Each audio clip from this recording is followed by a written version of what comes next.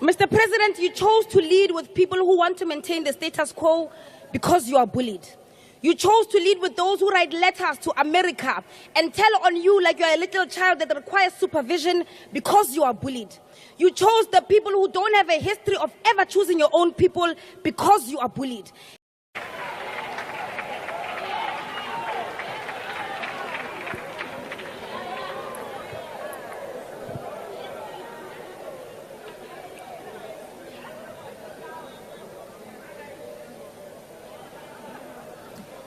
Mabandla kamjuka nakandaba sizwe sikamthaniya Commander-in-Chief Julius Sello Malema, all the officials, commissars, selfless activists of the EFF, and all the progressive forces who stood up and spoke out when President Malema was once again under attack by Western imperialists who are provoked by our resolve to attain economic freedom in our lifetime. Revolutionary greetings. President Cyril Ramaphosa, we stand here today to respond to your State of the Nation address that didn't address the state of our nation.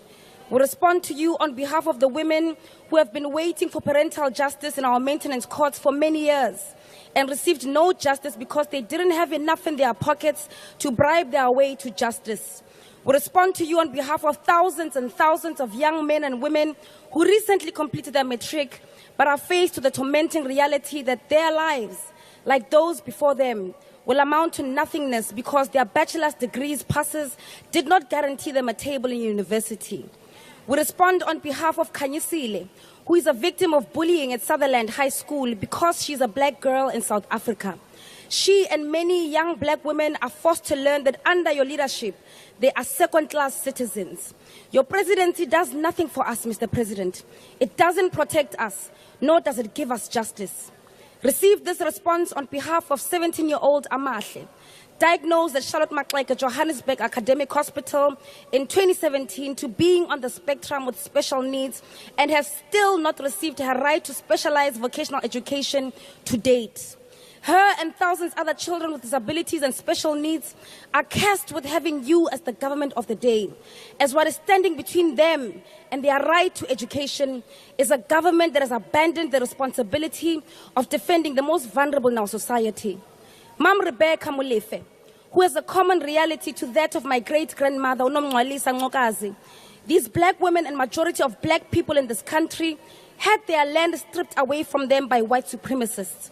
Mam Molefe's case is even more catastrophic, as her land was stolen 20 years into democracy after you became president.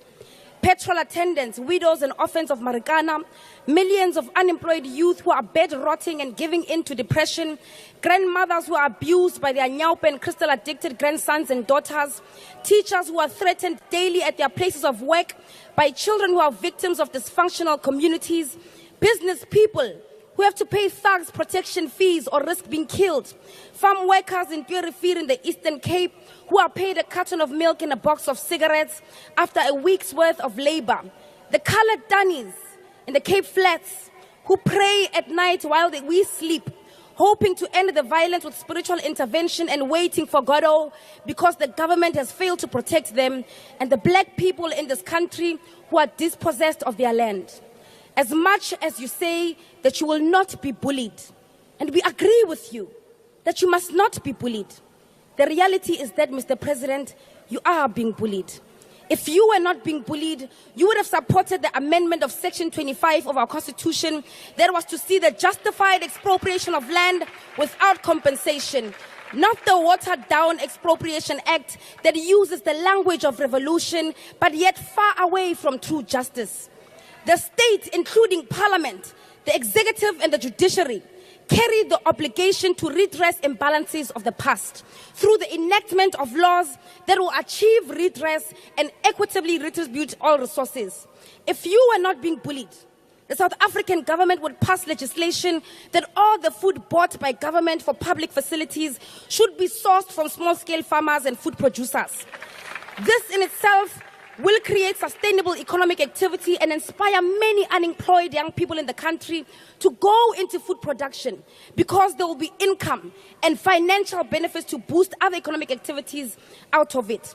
We would increase state capacity and stop rendering the development of this nation to the greed of tenderpreneurs. We will always need cleaners, Mr. President, truck drivers, security guards, surveyors, healthcare workers, and engineers. There is no tangible reason to subject our nation to the mercy of the private sector through tenders for basic functions of the state.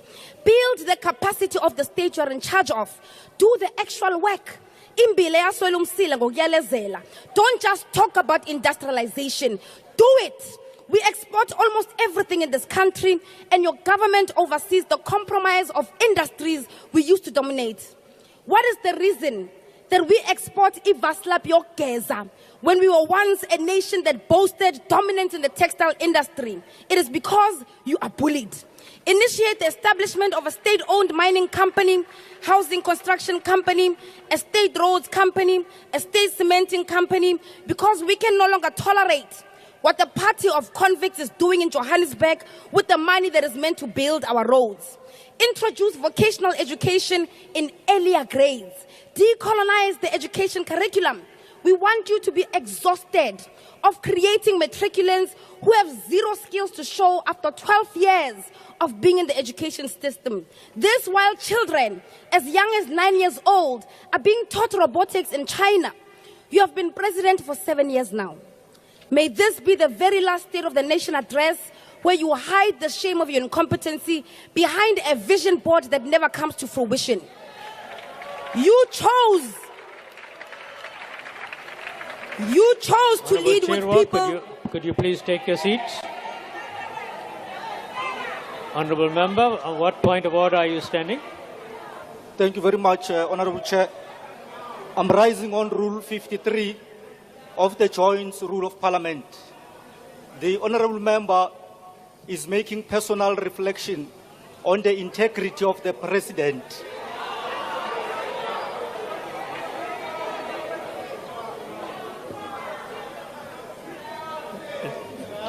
Thank you very much, Honourable Member. We are looking into that.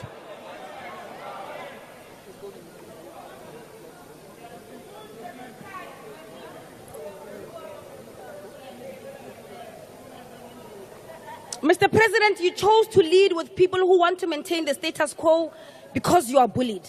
You chose to lead with those who write letters to America and tell on you like you're a little child that requires supervision because you are bullied. You chose the people who don't have a history of ever choosing your own people because you are bullied.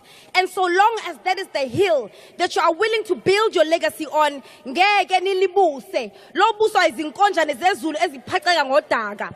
the economic freedom fighters can claim to not being bullied because despite your collaboration with Pravin Gordhan, Jacob Zuma, and the establishment to silence the generation of President Julius Malema, we continue to rally behind the radical call for expropriation of land of South Africans without compensation for equal redistribution and use, nationalization of mines, banks, and other strategic sectors of the economy without compensation, building state government capacity which will lead to the abolishment of tenders, free quality education, healthcare, housing and sanitation, massive protected industrial development to create millions of sustainable jobs, including the introduction of minimum wages in order to close the wage gap between the rich and the poor, close the apartheid wage gap and promote rapid career paths for Africans in the workplace, massive development of the African economy and advocating for a move from reconciliation to justice in the entire continent, open, accountable and corrupt-free government and society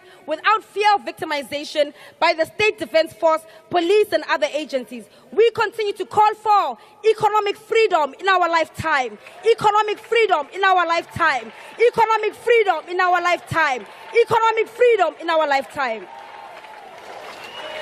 Thank you very much, Honourable.